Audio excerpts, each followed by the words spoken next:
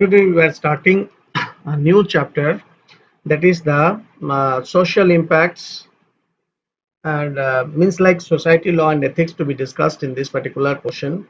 Okay, this has been included in the new syllabus of 2021. Okay, so these are the things that we will learn out here, that is the social impacts, digital footprint, netiquettes, data representation, IPR and FOSS. Okay, means like a free software foundation, all these things. So we will learn on this particular portion. Fine. So now let's see that how these particular things are being effects in our online arena. All right. Now let's see these are the things. Social impacts. This is the part one. First part actually, digital footprint. What is a digital footprint? A digital footprint is data that is left behind when users have been online. There are two types of digital footprints, which are active and passive. An active digital footprint is saying that is where the user has deliberately shared information about themselves, either by using social media sites or by using websites.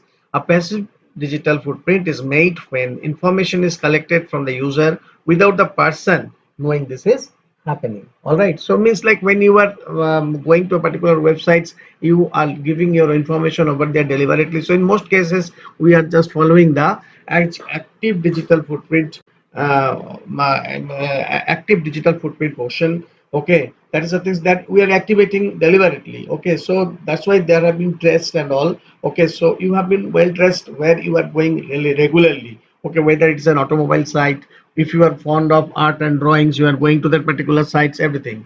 So digital footprints, that's why the data we are leaving behind in the website. All right, that is the thing. So now let us see the examples of this one: posting at Instagram, Facebook, okay, Instagram photographs, Twitter, and other social media platforms, filling out online forms that we are doing usually, and when signing up to receive emails or texts from that particular web portal or the newsletter, sometimes agreeing to install cookies. Okay, sometimes you will see that the cookie, it is asking that whether you are want to accept the cookies and all. Okay, on our devices when prompted by the browser. Okay, and the examples of passive digital footprints are website that install cookies on our device without disclosing it to us, means like it is happening in the background, you never know.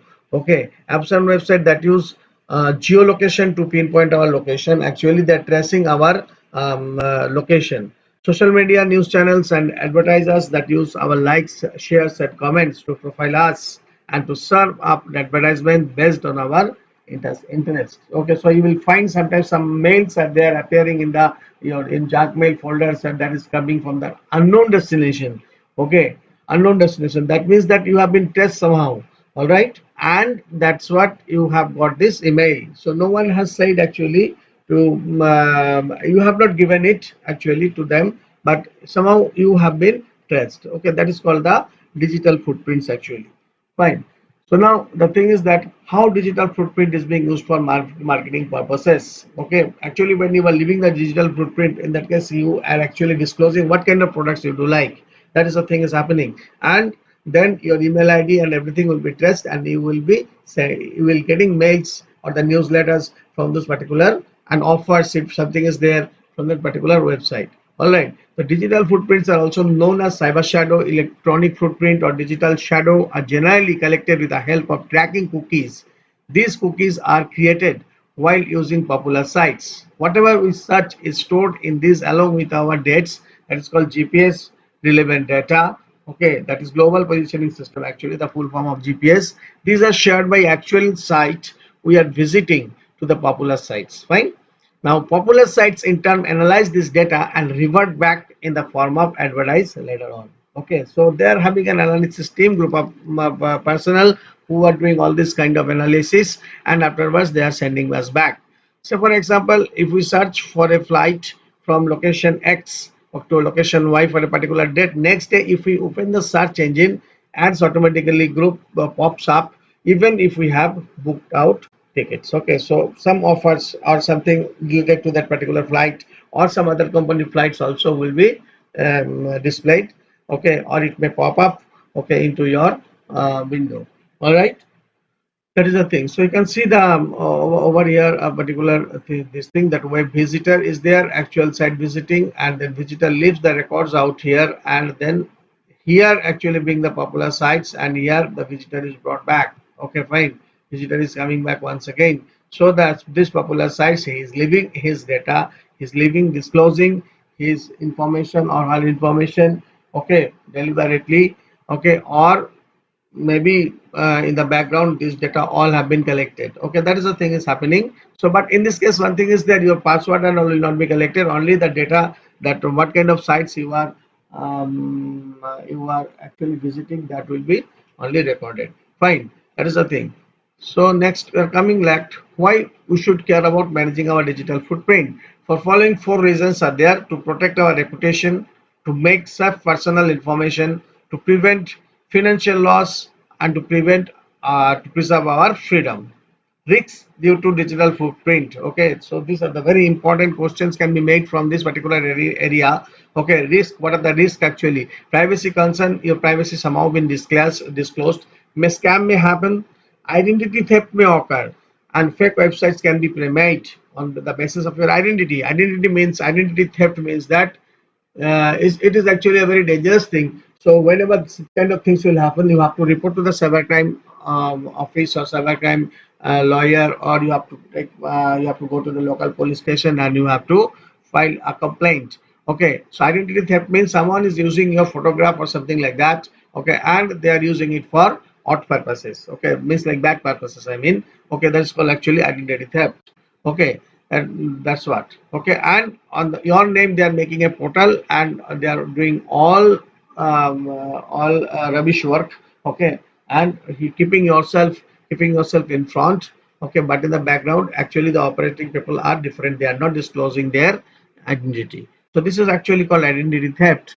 Okay, so these are the risks are there in the digital footprinting, and we should have manage our digital footprint in the for following four reasons. Okay, that is the thing. So these reasons are very very important, you know. All right, so how to manage it? Enter name into several search engines, double check privacy settings but don't trust them. Fine. Create strong memorable password, keep all software up to date, review our mobile use, delete useless files. Okay, so a temp clearing software matlab temp file clearing software like CC cleaner or any virus. Okay, or you can clear the browser data by going to the settings of the browser that you are using. Okay, and building reputation through behavior. Okay, that is the thing. So these are the ways to manage the digital footprints. Okay, fine. Acha. Now let us come out to the net or communication etiquettes. Okay, that is called netiquettes actually together. Netiquette is the short term for internet etiquette or communication etiquettes over internet. It is just like etiquette, a code to polite behavior in the society, because internet is not for abuse. Internet is for good to you, for the use to use it nicely, and to it is for the use as you are using internet. You know most of you are using internet, and how to use internet, there is actually some rules and all. Okay, netiquette is a code of a good behavior on the internet. It includes several aspects of the internet: social media, email, online chat, web forums, website comments. Okay, multiplayer gaming is there, and other types of online communication. So whatever, whenever you are handling this one, you should not use any bad language, or you should not hate anyone. You should not use the some defaming comments and all. So the thing is that that's actually makes the netiquette, you know. Okay, all right. So the online chat, web forums, web comments, you have to be very, very careful onto these three things. So you should not type or you should not release anything which can harm to the society or a community of people or in other forms. Fine. So now let us see now what are the do's and don'ts. Okay, you can read it. Keep message and post brief. Okay, these are the do's. Use discretion. Okay, protect personal information, obey copyright laws, help others, respect other people's privacy, verify facts before reposting. Okay, means like whatever you are getting, don't forward it. Okay, or don't post it. Check messages and respond promptly. Thank of others who help you online. show good sportsmanship when playing online games. Okay, that is the thing. And don't do this posting inflammatory, offensive comments, shout, respond to internet trollers, post private or embarrassing images or comments, name call or express offensive opinions, exclude people or talk behind their back, stick to the topic, spam others by sending large amounts of unsolicited email. Okay, so these are the things you should not do whenever you was using the you are using the internet. Fine. So these are the social impacts. Sorry, these are the net or communication etiquettes. In form it is the form it is netiquette. All right. Now the data protection, a very important aspect nowadays. Okay, it has become so a bit security you have to maintain in your system, otherwise you may lose your personal or the private data. Okay, refers to the practices, safeguards and binding rules put in place to protect our personal information and ensure that it remain in control. In short, we should be able to decide whether or not whether or not we want to share information, who has access to it, for how long, for what reason, and be able to modify some of the information and more. Okay, so this is actually known as data protection. So no one has a um, right to modify our data. We can have our own data protected. So for that, we have to be very much careful when we are disclosing some part of it. All right, that's the thing. Okay, so that is actually coming under the data protection.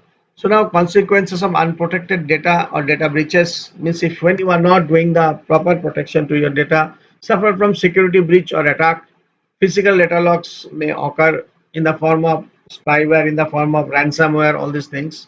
Hit with a virus, targeted by hackers, suffer from DDoS, that is actually the distributed denial of service. Denial of service in the sense means suppose you are having some document files, okay, but when you try to access them, you have seen that your particular those files are not opening for some reason. Okay, so that is actually called a kind of denial of service. Okay, so whatever you are having, whatever requisite, you are not getting it. Okay, that may happen because of some ransomware or because of some spyware. Okay, so they can block this particular information. Afterwards they will ask you some ransom amount in the form of ransom, then it will be opened. Okay, you may lose your money. Okay, intellectual property at risk. Okay, someone can use your own property or own work, okay, in somewhere, and they can earn money or they can earn something, okay, from that particular application. Okay, then damage, downtime. All right, so you will lose your time, you can waste your time, may be wasted, all these things. So that's why the data or the data protection is very very important. You can keep a nice internet security software like Norton, like Quick Hill and all, and in order to protect your data. All right, firewall is the one important one. How can we protect our personal data online? That is the thing. So this is very important nowadays. Through encrypt our data. Okay, so whenever you are sending the data, like WhatsApp is having, whenever you are sending in the messages, data has been protected because there is end-to-end encryption is allowed. Okay, whenever you will send a message, you will be able to see this kind of messages are appearing. So there is no issue. So you should not go, you should not share information in the websites and all where the end-to-end encryption is not there. Okay, keeps by password private. Don't overshare on social networking site. Okay, don't disclose much in the sense overshare means that one. Use security software. Avoid phishing emails. Okay, means that these are the fake emails which looks like an original, as it has come from some original destination. That is called phishing emails. Okay, be wise about Wi-Fi. Be alert to impersonators. Okay, clear, and safely dispose of personal information. So whenever you are giving the personal information, it should be safe disposal. Okay, and be alert to the impersonators. Okay, means those who are trying to stealing the information, they are the impersonators. Okay, so you never disclose the data. They're not authorized, they're unauthorized person. Okay, or unauthorized link sometimes being sent to your WhatsApp group or in some your Facebook group also, don't click on it. Okay, that is the thing. So any unknown link is coming, don't click on it. So in that way you can protect your personal data online. All right. Now intellectual property right is a very important thing. Short form is IP. Don't get confused with the information practices. That is our subject and internet protocol. That is called IP address. Okay, is a property created by a person or group of persons using their own intellect for ultimate use in commerce and which is already not available in the public domain. That is called intellectual property right. Means the person who is having some disposal, who is having something is owning, that is his own only. He cannot, if he wants, in that case he can share it, or he can use it some other places, or he can give some permission, but under no circumstances his property will not be used except himself. Okay, so property which are in an invention relating to a product or any process, a new design, a literary or artistic work, a trademark, a word, a symbol, or a logo, etc. Okay, that is the thing. So IPR actually contains, you can see here in the image, there are three things are there: patent, copyright, and trademark. Okay, intellectual property right is the statutory right granted by the government to the owners of the intellectual property or applicants of an intellectual property to exclude others from exploiting the IP commercially for a given period of time. Okay, in lieu of means instead of the disclosure of his or her IP in an IPR application. So the person has to apply for the IPR. Okay, that is for intellectual property right. Okay, that is the grant will be given by the government. So whatever it property it may be, it can be an technical drawing also. It can be an industrial production machine also. Okay, so anything it can be that has been the invention or discovery or the creation of a particular person, that is coming under his or her intellectual property. Okay, so no one can use it, okay, unless being authorized for usage. Fine, that is the thing. So now we're coming to that. Why should an IP be protected? IP is an asset and can be exploited by the owner for commercial gains any manner. IP owner may intend to stop others from manufacturing and selling products and services which are duly protected by him. All right, clear? IP owner can sell or license the IP for commercial gains. IP can be means intellectual property can be used to establish the goodwill and brand value in the market. Okay, so other people are using, if they also start selling, okay, then there will be a problem if it is we are talking about any product, but somehow the sub licensing can be possible. Okay, so like Microsoft Windows has been sub licensed. Okay, because in different countries Microsoft offices are there. There are some companies who has taken the purchasing the right, or Microsoft has given the right to sell Windows. Okay, so in that case they are becoming simply the vendor. Okay, that is the thing. So anyone wants to purchase Microsoft from the concerned country, they can purchase it from the sub licensed group. Fine. It can be mentioned in resumes of its creators and thus show competence of its creator. IPS certificate establishes legal and valid ownership. That is very important. Okay, legal and valid ownership about an intellectual property.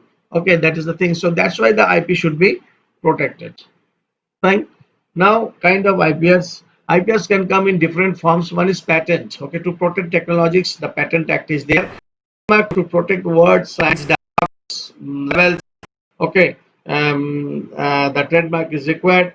Designs designed to protect outer ornamental configuration, that is the Designs Act. Means like Microsoft Windows has got a design, so no one can copy that. Like in our Techno India Group Public School has a particular logo, so no one can copy that. Okay, so geographical indications, that is the GI we call, to protect region specific product, and the geographical indications of Goods Act. Okay, so certain products are there that cannot be sold in other areas. Okay, some products have been determined for Europe, so it will be only for selling in Europe, nothing else, nowhere else. And copyright to protect the literary and artistic work, the Copyright Act, like some story, novel, songs, and all. Copyright Act can be imposed on it. All right. So these are the kind of IPRs. Fine. So IPRs are protected in accordance with the provisions of legislations of a country specific. Okay. In India, IPRs can be protected and monopolized as per the Act. Some of them are Patent Act 1970, Designs Act 2000, Trademark Act 1999, Geographical Indications of Goods Act 1999, Copyright Act 1957, Protection of Integrated Circuits and Layout Designs Act. Means in that case the circuit board cannot be copied. So that is protected under law. That is the 2000. Protection of plant varieties and Farmers' Rights Act. That is 2000 and also trade secret. So trade secrets and also these are the rules and regulations in our country, which is right now active in order to safeguard the intellectual property. Understood? So these are the things. In this case, that is the IPS. Okay, fine. Acha. Next is coming plagiarism. This is a very this is one kind of identity theft. You can say the act of presenting the words, ideas, images, sounds, or the creative expression of others as it is your creation of on our own means you are using someone ideas and that you are presenting as if it were your ideas. Okay, your idea. Okay, the word plagiarism is derived from the Latin word plagiari, which means to kidnap or abduct. Okay, like the thing. So the control C and control V here, the image has been shown quite rightly. This is not allowed. Okay, so that is the thing. So why is it important to understand plagiarism? Is the stealing of intellectual property. Plagiarism is cheating. Plagiarism is an academic offense. Okay, okay. Someone's project you are stealing and you are presenting it as if it were your project. Plagiarism is also academic theft. So all these things are coming under the plagiarism. Okay, and two types of plagiarism are there: intentional and unintentional. Okay, so you are intentionally when you are doing, you are copying other works, borrowing or buying assignments, cut paste from electronic resources, downloading as text from the internet and presenting as your own work. Okay, and unintentional plagiarism means like not knowing how to acknowledge or interpret sources of information to proper paraphrasing, okay, summarizing and quotation. Okay, so you don't know, you miss, like whenever you want to use some other things, other piece of lecture or a course or something like that, you have to take permission. You don't know how to take that, but you have used it. That is called unintentional. Okay, and careless copying or cutting and pasting from electronic devices. Okay, so you have copied a portion, you don't know whether it has been covered under the it's a copyrighted matter or not. You never know. So that is actually the careless copying, you can say. Okay, and quoting excessively. Okay, that is also a kind of things. And failure to use your own voice. You have used someone else's voice, okay, someone else explanation or someone else lecture or something like that, and you are not using your own voice. So in that case, that will be termed as unintentional plagiarism. Okay, that is the thing. So now how to avoid this? Use your own ideas, cite the resources when someone else's ideas are used. Okay, always acknowledge the sources and tell your reader where the ideas are formed. Okay, suppose if you have taken from somewhere, you disclose that particular thing. Okay, suppose you are using some information, you have taken it from Wikipedia, so just give the source taken from Wikipedia. Okay, so means like you give the credit from where you have taken, okay, to them. That can be a website or a person or some or something like that. Okay, rewrite others ideas in your own words. Okay, take careful notes, develop your writing skills. Okay, so these are the things. So in this way you can avoid plagiarism. Fine, clear? So next is our software license. It is a document that provides legally binding guidelines to the person who holds it for the use and distribution of software. Okay, it typically provides end users with the right to make one or more copies of the software without violating copyrights. It also defines the responsibilities of the parties entering into the license agreement and may impose restrictions on how the computer can be used. Okay, that's called the software licensing. Means like if the particular, that is also a kind of IPR only, intellectual property rights. Okay, coming under, someone is creating some software and has been taken the Copyrights Act. No one can use it or distribute it without their permission. Okay, software licensing terms and conditions usually include fair use of the software and the limitations of liability, warranties and disclaimers and protections. Okay. Benefits of using licensed software.